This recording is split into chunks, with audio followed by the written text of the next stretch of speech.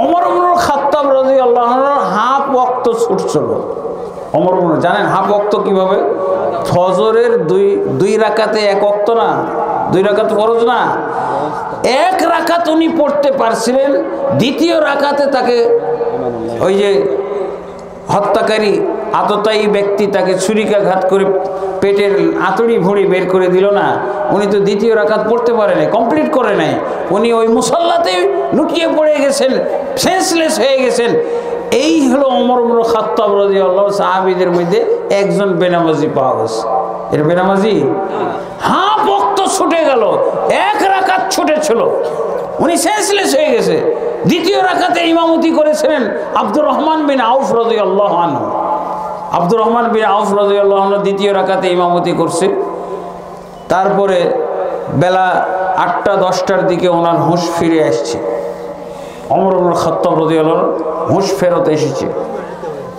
প্রথম কথা উনি বলেছেন, আসাল্লান নাস, ফজরের সালাত কি তোমরা পড়ে ফেলেছো? প্রথম কথা, দুনিয়ার কোনো কথা জিজ্ঞেস করে নাই।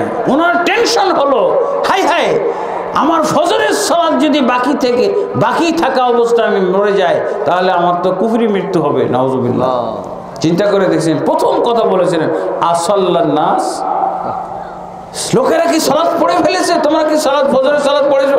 ওমরের জন্য কি সূর্য ওঠা বাকি থাকবে? সূর্য তো উঠে গেছে। তখন তাকে বলা হলো, হ্যাঁ আমরা সালাত পড়ে ফেলেছি।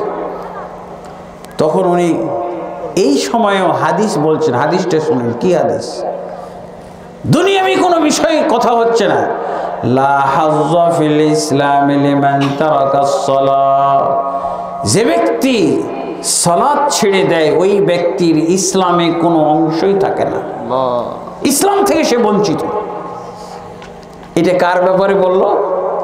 ওমর নিজের ব্যাপারে বলছেন, হাই হাই সর্বনাশ, আমি তো এই অপরাধী হয়ে যাচ্ছি, তোমরা তাড়াতাড়ি আমাকে সালাত পড়াও, সালাত পড়ানোর ব্যবস্থা করো।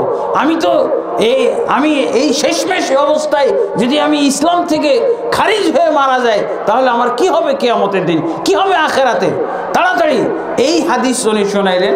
এখানে ইবনুল কাইয়িম রাহমাতুল্লাহ আলাইহি এই হাদিস ওমর ইবনুল খাত্তাব রাদিয়াল্লাহু আনহু এই বক্তব্যকে উল্লেখ করে উনি বলেছেন যে সালাত কেউ যদি 1 ওয়াক্ত সালাতও ছেড়ে দেয়, সেও কাফের হয়ে যাবে, সেও ইসলাম থেকে খারিজ হয়ে যাবে। এটা তার দলিল। কোনো একজন সাহাবী প্রতিবাদ করে নাই যে ওমর ইবনুল খাত্তাব আপনি মনে হয় আহত হওয়ার কারণে, জখম হওয়ার কারণে আপনার সেন্স ঠিক নাই, এই জন্য ভুল কথা বলছেন। এই কথাটা কেউ বলে নাই। তার মানে ইজমা সাহাবায়ে কেরামের ঐক্যমত ছিল যে কোনো ব্যক্তি যদি 1 ওয়াক্ত সালাত ছেড়ে দেয়, তাহলে সে ব্যক্তি কাফের হয়ে যায়। পাগল, যুক্তিও পাইলেন, দলিলও পাইলেন, আর কোথায় ফাঁক ফকর থাকলো? এবার আর কোনো উপায় নাই, এবার সালাত পড়তে হবে। এবং সালাত আদায়কারী কেবলমাত্র আপনার বাড়িতে থাকতে পারবেন, আপনি রাখতে পারবেন না।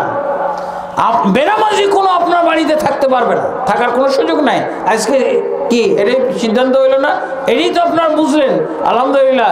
এই বইটা আপনারা সংগ্রহ করে নেবেন, এটা আপনাদের জীবনের একটা সম্বল। একটা ইসলামকে পরিপূর্ণভাবে আপনার জীবনে বাস্তবায়ন করতে চাইলে, আপনার পরিবারে বাস্তবায়ন করতে চাইলে, আপনার পাড়া প্রতিবেশী এবং গ্রামের মধ্যে আপনার এলাকায় বাস্তবায়ন করতে চাইলে অবশ্যই এই ইসলামের খুঁটি আপনাদেরকে কায়েম করতে হবে।